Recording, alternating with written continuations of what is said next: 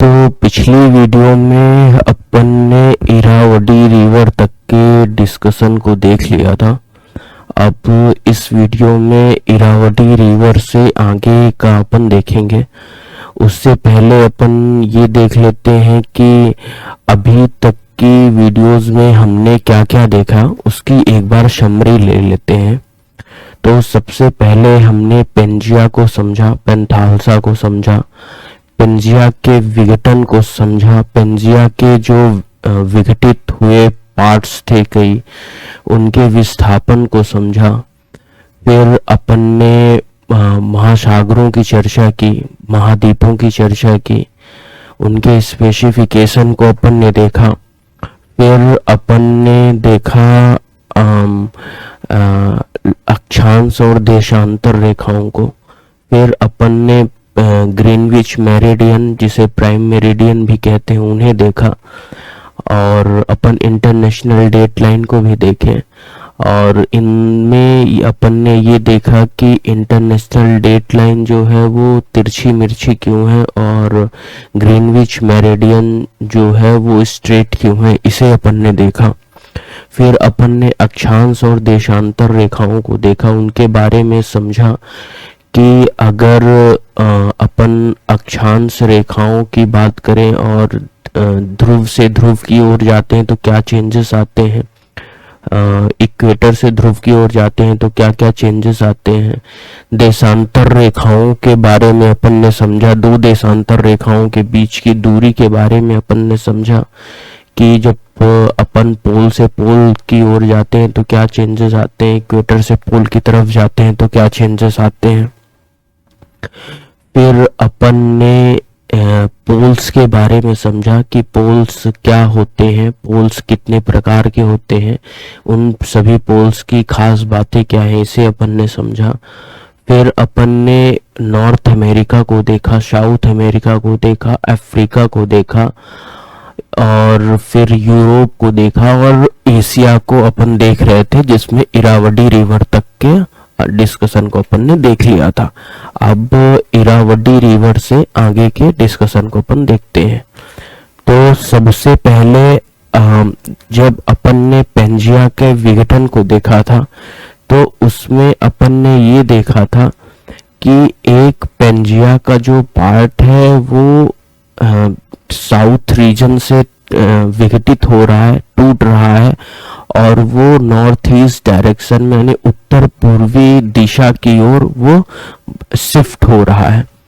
और शिफ्ट होने के पश्चात वो जाकर तिब्बतन प्लेटाऊ से टकरा रहा है, जिससे तिब्बतन प्लेटाऊ से टकराने के कारण उत्पन्न हुए संपीड़न बल से हिमालय जैसी पर्वत श्रृंखला का निर्माण हुआ है।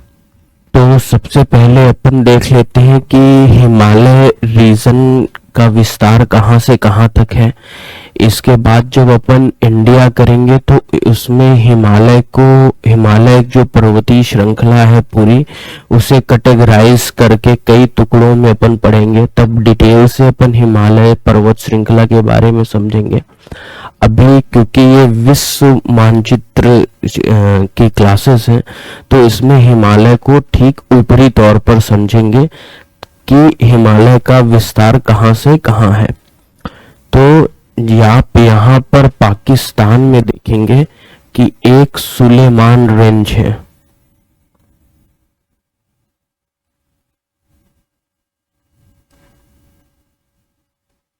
एक पाकिस्तान में आप देखेंगे कि यहाँ पर एक सुलेमान रेंज है। तो हिमालय का जो मुख्य रूप से विस्तार माना जाता है वो सुलेमान रेंज से लेके नॉर्थ ईस्ट में जो अरुणाचल प्रदेश है वहां तक माना जाता है। और हालांकि कुछ जियोग्राफर का ये भी कहना है कि हिमालय पर्वत का विस्तार यहाँ पर भी है, जिसमें यहाँ पर जो पर्वत श्रृंखला है उसको पटकाई बुम कहते हैं, जो म्यांमार और भारत के सीमा पर है। और जब आप इधर समुद्र की ओर देखेंगे तो यहाँ पर दूसरी पर्वत श्रृंखला है, यहाँ पर दूसरी पर्वत श्रृंखला है। यहाँ पर आप देखेंगे तो म्यांमार में एक जगह है जिसको कहते हैं अराकान योमा, अराकान योमा। इसका मुख्य रूप से विस्तार म्यांमार में है, यानी कि यहाँ पर इसका मुख्य रूप से विस्तार है। हालांकि कुछ जियोग्राफर का यह भी कहना है कि अराकान योमा के बाद भी जो बे ऑफ बंगाल में पर्वतीय क्षेत्र है और जो जिसमें अंडमान निकोबार द्वीप हमारा शामिल है, ये भी हिमालय का ही भाग है।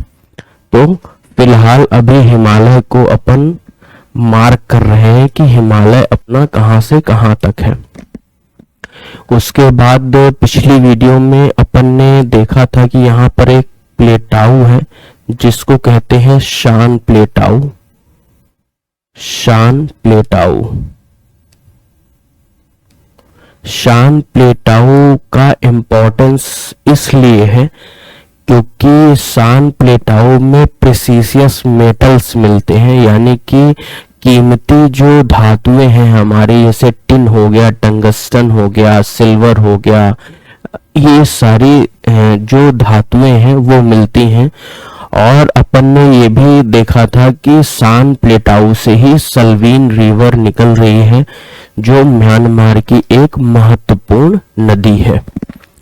तो अभी अपन हिमालय को देख रहे हैं, तो यहाँ पर आप देखेंगे कि नेपाल में एक जगह है, नेपाल में एक जगह है जहां पर माउंट एवरेस्ट जो है वो हिमालय की सबसे ऊंची चोटी है। यहाँ पर माउंट एवरेस्ट है।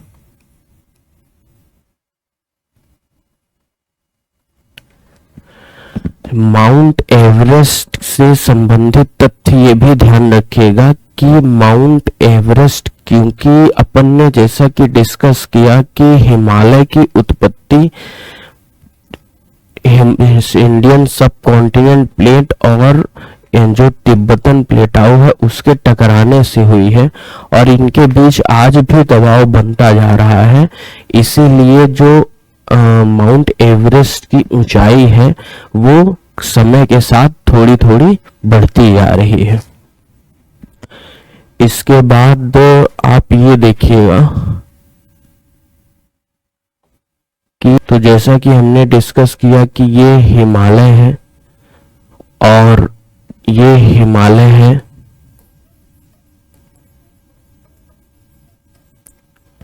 और इसके उत्तर में यानी यहाँ पे आप देखेंगे कि एक दूसरी पर्वत श्रृंखला है जिसको कहते हैं कैलाश। और कैलाश की जो सबसे ऊंची चोटी है वो यहाँ पर आप देखेंगे, तो इसको कहते हैं कैलाश हिमानी, कैलाश हिमानी। और जो हिमालय की सबसे ऊंची चोटी है वो यहाँ पे नेपाल में अवस्थित है जिसको कहते हैं माउंट एवरेस्ट।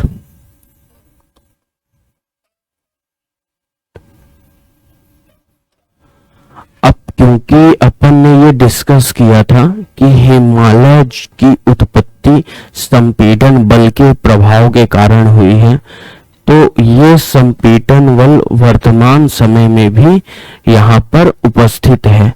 और यदि ये संपीड़न बल यहाँ पर उपस्थित है तो यहाँ आप कह सकते हैं कि जितने भी पर्वत श्रृंखला हैं उनकी जो चोटियां हैं उनकी ऊंचाई में आज भी वृद्धि हो रही है। उसके बाद अपन देख लेते हैं, यहाँ पे आप देखेंगे तो यहाँ पर एक नॉट है यानी गांठ है जिसको कहते हैं पामीर गांठ, पामीर नॉट यानी पामीर की गांठ। अब पामीर की गांठ है तो इसको वो गांठ क्यों बोलते हैं? तो गांठ उस क्षेत्र को बोलते हैं जिस क्षेत्र से कई जो पर्वत श्रृंखलाएं हैं उनका वो वहां पर फैली हुई हैं। एक जगह पर कोई ऐसा क्षेत्र है जहां से कई पर्वत श्रृंखलाएं विभिन्न दिशाओं में फैली हुई हैं, तो उस जगह को अपन बोलते हैं गांठ। तो क्योंकि जब आप एटलस देखेंगे तो पामीर गांठ के चारों तरफ आप माउंटेन्स देखेंगे, जैसे इधर सुलेमान माउंटेन्स देखेंगे, इधर ट्यान शान देखेंगे, इधर काराकोरम लद्दाख देखेंगे, इधर अल्टुन शान देखेंगे, कुल्लुन शान देखेंगे। तो ये जो पामीर की गांठ है इसके चारों तरफ अब विभिन्न पर्वत श्रृंखलाओं का विस्तार हुआ है, इसलिए इसे पामीर गांठ कहते हैं, यानी पामीर नॉट भी कहते हैं। इससे पामीर को कुछ अन्य नामों से भी जानते हैं, जैसे पामीर का जो पठार है उसको अपन रूफ ऑफ वर्ल्ड के नाम से भी जानते हैं। रूफ ऑफ वर्ल्ड यानी विश्व की छत के नाम से भी पामीर के पठार को यानी पामीर के नॉट को कहते हैं, इसे जानते हैं। तो तीसरा जो पामीर को जानते हैं वो स्केलेटन ऑफ कॉन्टिनेंट के नाम से भी जानते हैं। Skeleton of continent.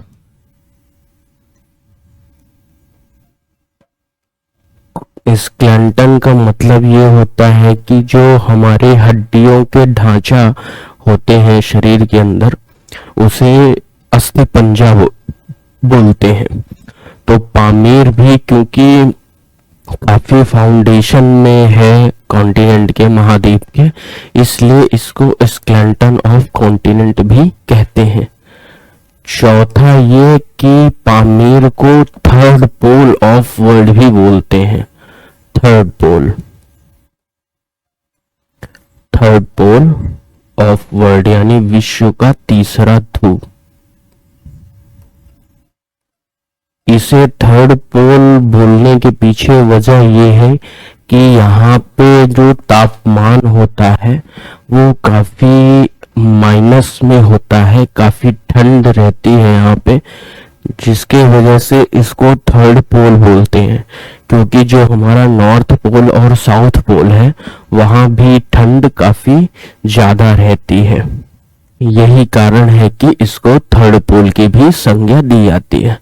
अब देख लेते हैं कि पामीर जो नॉट है उसके चारों तरफ कौन कौन से पर्वत श्रृंखलाएं हैं, तो एक एक करके उन्हें समझ लेते हैं।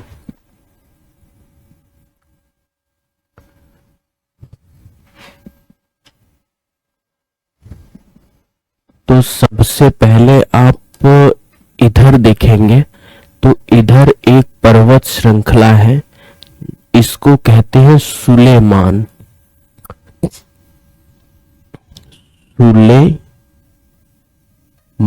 पर्वत श्रृंखला इसको बोलते हैं। लेकिन ये याद रखिएगा कि जो सुलेमान पर्वत श्रृंखला का दक्षिणतम पर्वत है यानी ये, इसको किरतार रेंज के नाम से भी जानते हैं। है ये सुलेमान रेंज की ही श्रृंखला, लेकिन क्योंकि ये साउथ डायरेक्शन में थी यहां तक, इसलिए इसको किरतार रेंज एक अलग रेंज की संज्ञा भी देते हैं। तो किरतार रेंज।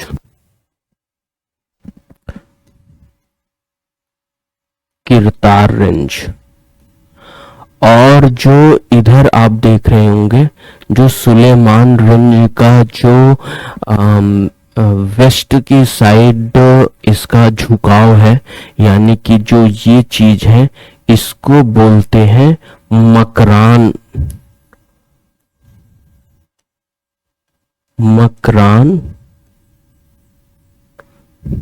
रेंज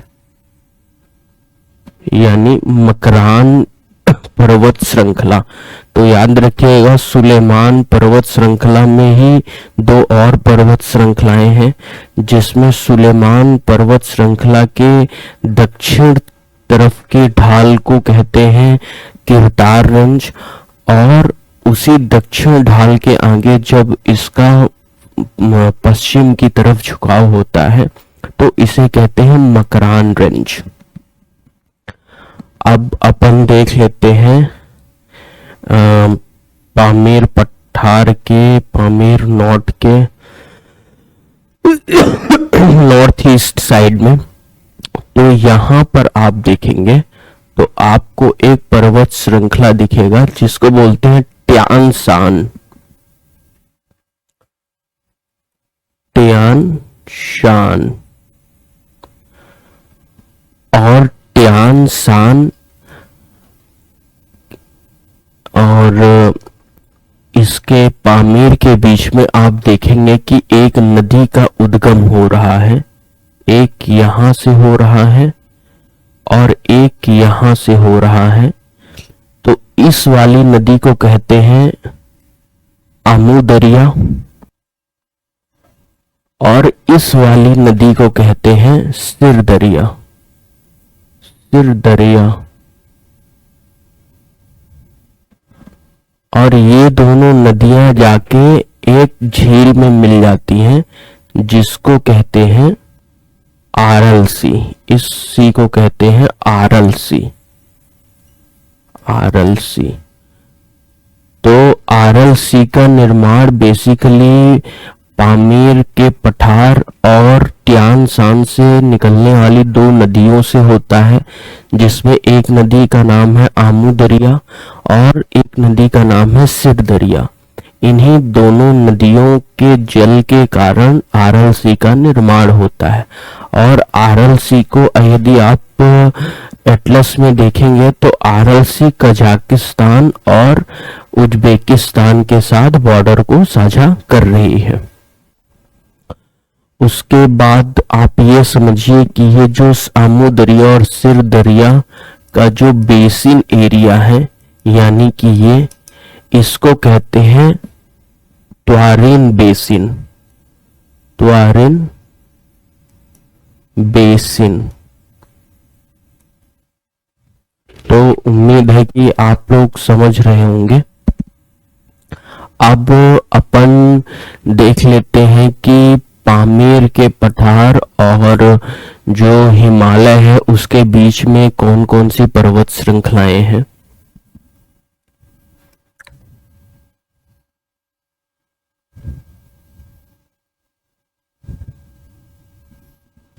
तो सबसे पहले आप ये देखिएगा कि यदि हिमालय है ये, तो यहां पर एक रेंज है जिसको बोलते हैं काराकोरम।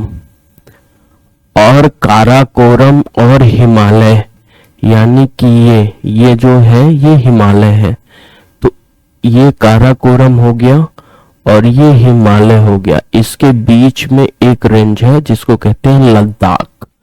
तो ऊपर वाले रेंज को कहते हैं काराकोरम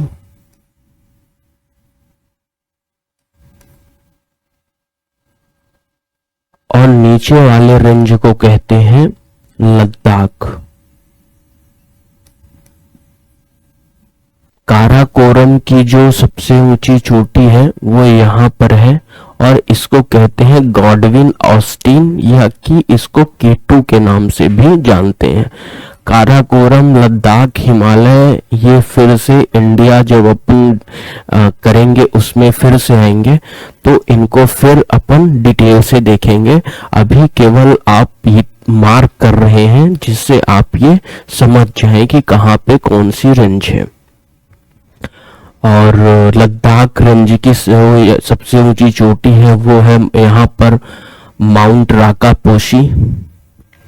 इसको भी अपन बाद में डिस्कस करेंगे। तो इसके बाद आप यहाँ पर ये देखेंगे कि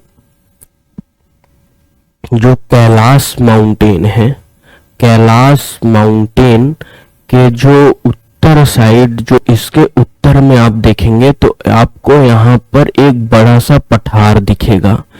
इसी पठार को कहते हैं तिब्बत का पठार, यानी तिब्बत प्लेटाऊ। तिब्बत प्लेटाऊ। और तिब्बत प्लेटाऊ विश्व में सबसे बड़ा पठार है। और इसके साथ आप ये याद रखिएगा कि जो इसकी एवरेज ऊंचाई है, जो यानी जो औसतन ऊंचाई है, वो विश्व में सर्वाधिक है। तो एक तो ये लार्जेस्ट पठार हो गया, यानी सर्वाधिक बड़ा पठार हो गया, लार्जेस्ट प्लेटाऊ विश्व का हो गया। दूसरा, इसके बारे में आप ये ध्यान में रखिएगा कि इसकी जो औसतन ऊंचाई यानी जो एवरेज अल्टीट्यूड है,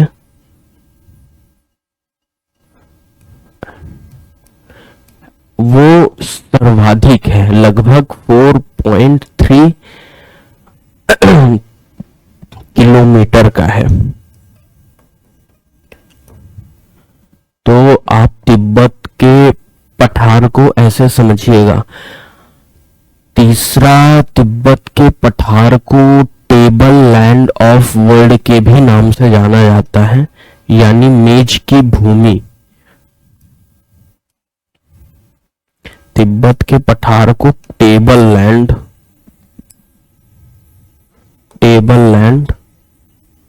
ऑफ वर्ल्ड के नाम से भी तिब्बत के पठार को जाना जाता है। इसके बाद तिब्बत के पठार के आप इधर में देखेंगे, यानी उत्तर में,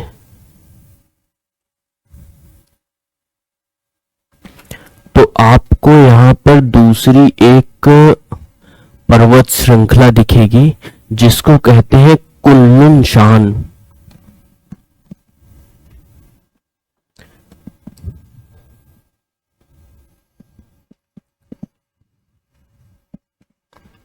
तो यहां पर आप देखेंगे कि ये तिब्बत हो गया और इसके इधर आप देखेंगे एक अन्य पर्वत श्रृंखला जिसको कहते हैं कुनलुन शान। और कुनलुन शान के भी उत्तर में आप यानी कि यहां पर देखेंगे तो आपको एक अन्य पर्वत श्रृंखला दिखेगी जिसको कहते हैं अल्टुन शान।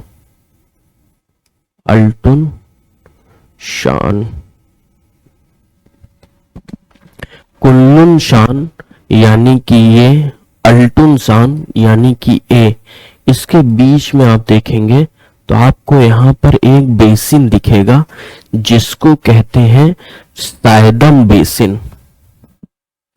इसको कहते हैं सायदम बेसिन। सायदम बेसिन। और ये बेसिन एक ऑयल रिजर्व के फील्ड के दृष्टिकोण से तिब्बती क्षेत्र का एक महत्वपूर्ण बेसिन है। यानी ये इंपॉर्टेंट है किस लिए? ऑयल फील्ड के लिए, रिजर्व के लिए ये इंपॉर्टेंट है।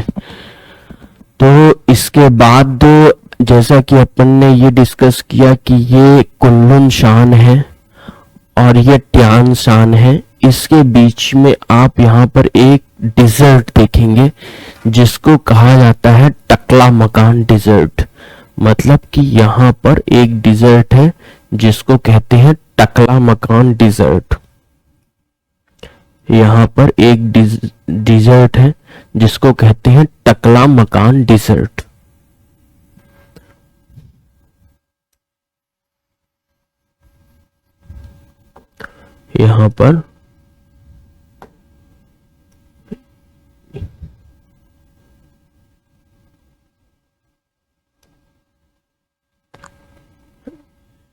यहाँ पर ट्यान शान है, यहाँ पर कुनलुन शान है और यहाँ पर एक डिजर्ट है। यहाँ पर एक डिजर्ट है जिसको कहते हैं टकला मकान डिजर्ट। टकला मकान डिजर्ट।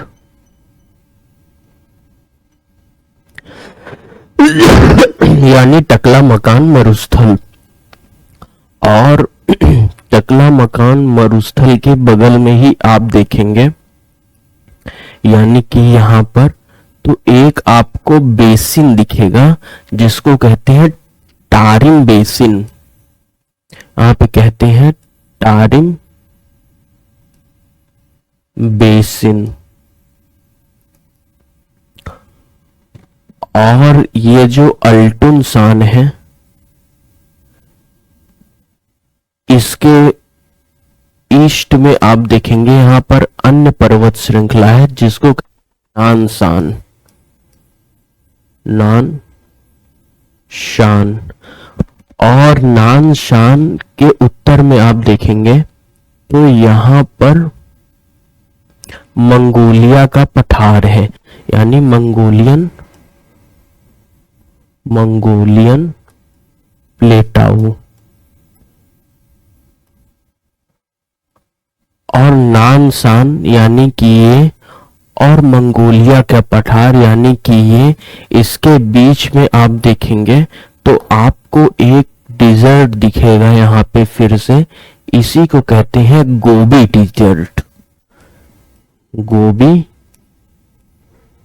डिजर्ट। यानी कि गोबी मरुस्थल। तो एक बार फिर से अपन देख लेते हैं कि कहां पर क्या हमने देखा। तो यहां पर हमने देखा ट्यानसान और यहां पर हमने देखा कुनलुन-सान।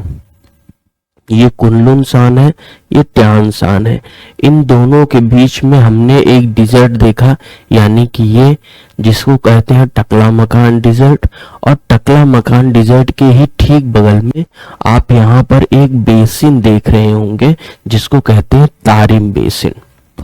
और तारिम बेसिन के भी बगल में आप देखेंगे तो यहाँ पर एक डिप्रेशन है, यानी बहुत गहरा क्षेत्र है जिसको कहते हैं टर्फान डिप्रेशन, यानी कि इसे टर्फान डिप्रेशन कहते हैं।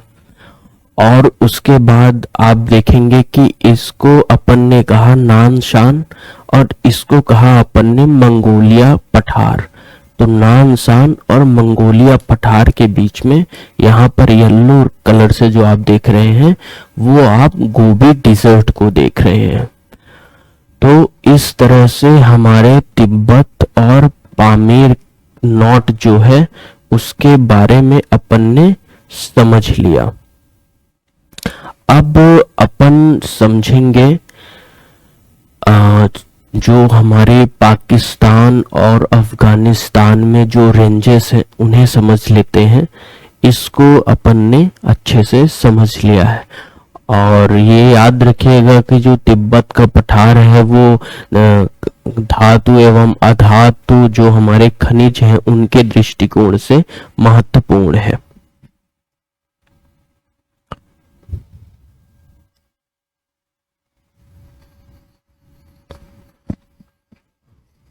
अब अपन धीरे धीरे वेस्ट एशिया की ओर चलेंगे।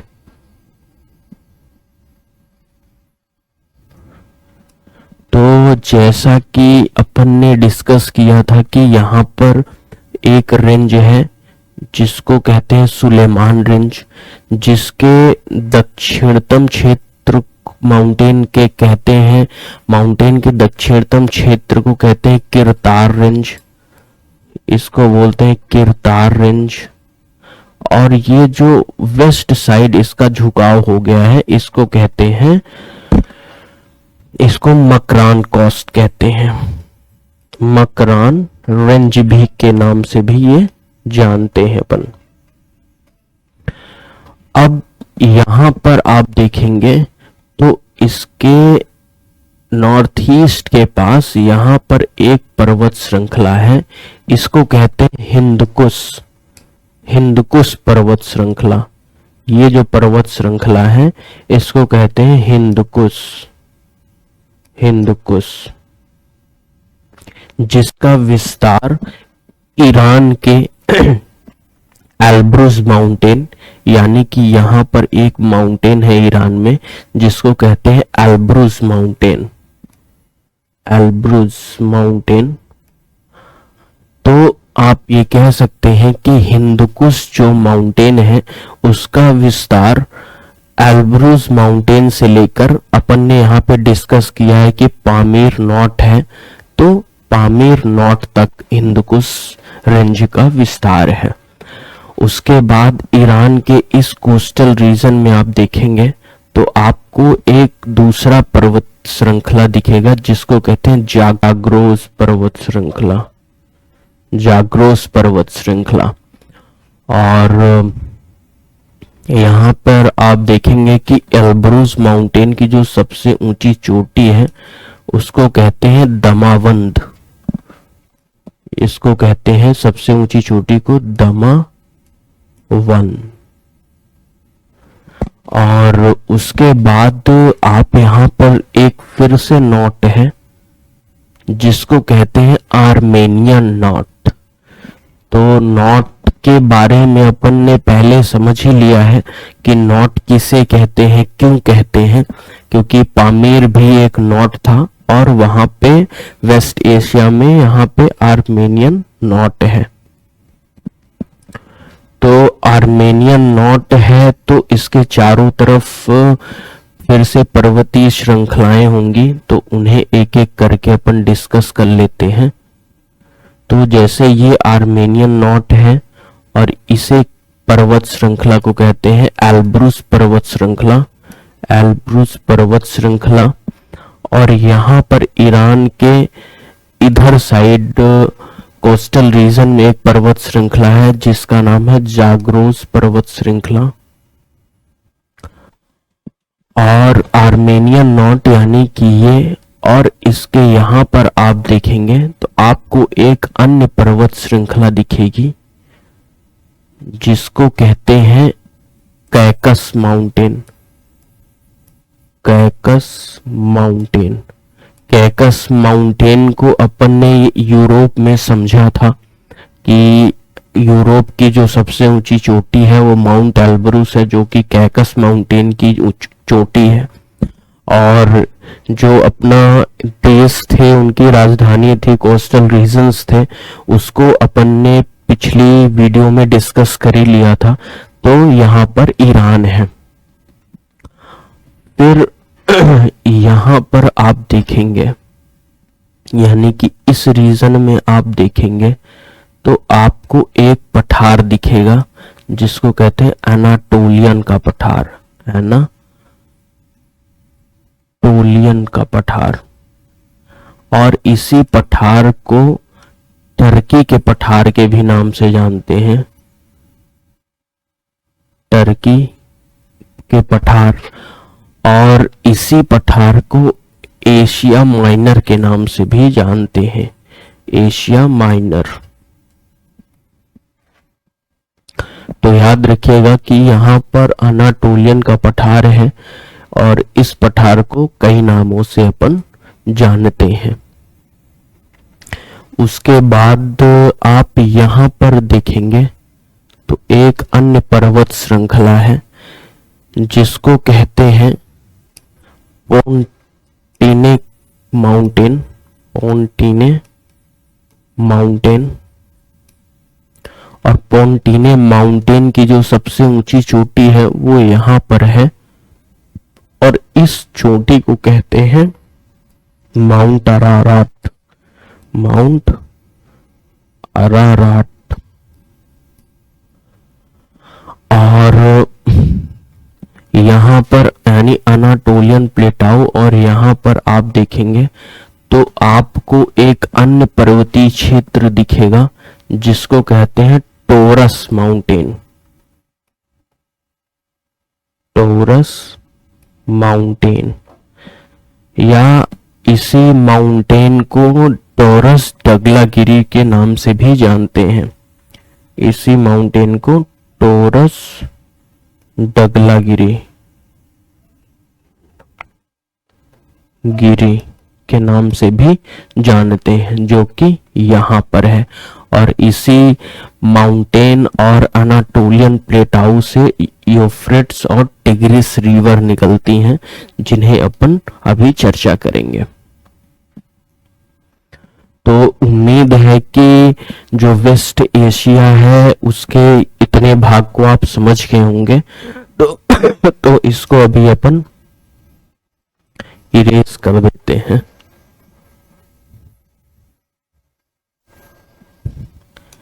उसके बाद आप यहाँ पर यानी सऊदी अरेबिया में एक माउंटेन रेंज देखेंगे जिसका नाम है आसिर रेंज।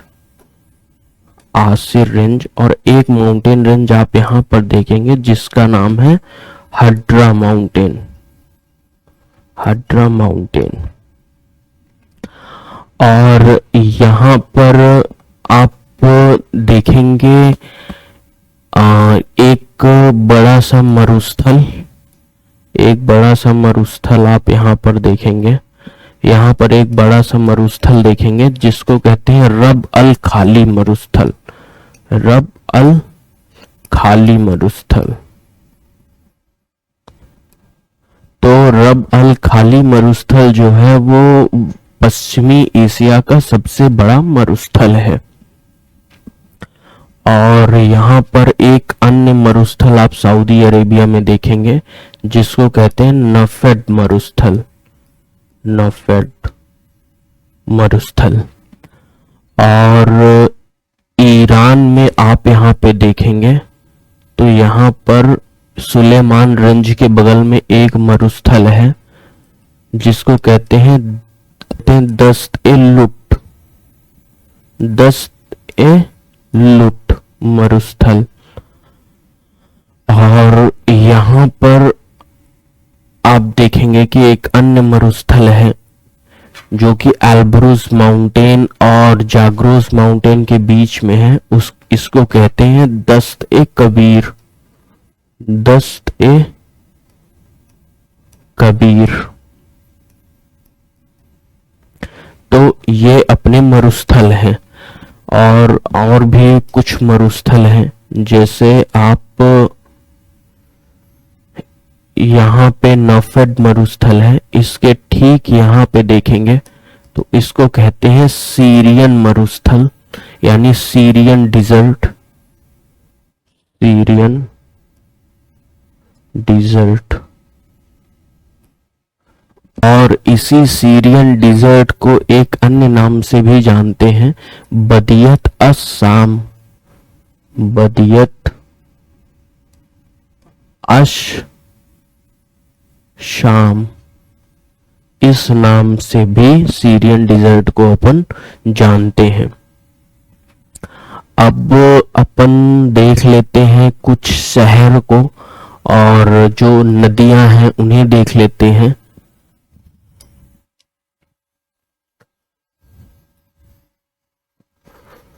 तो सबसे पहले नदियों को देख लेते हैं। तो आप ये देखेंगे कि यहाँ पर जो पर्वतीय क्षेत्र है, पठारी क्षेत्र है, यहाँ से दो नदियों का उद्गम होता है। इधर ईस्ट वाली नदी को कहते हैं टिग्रिस। टिग्रिस। और पश्चिमी वाली नदी को कहते हैं यूफ्रेट्स। जो टिग्रिस नदी है वहीं पर आप देखेंगे कि एक शहर अवस्थित है जो कि इराक की राजधानी है, उसे कहते हैं बगदाद। तो बगदाद जो है वो इराक का एक महत्वपूर्ण औद्योगिक शहर है जहां food processing industries, chemical industries, automobile industries का विकास हुआ है।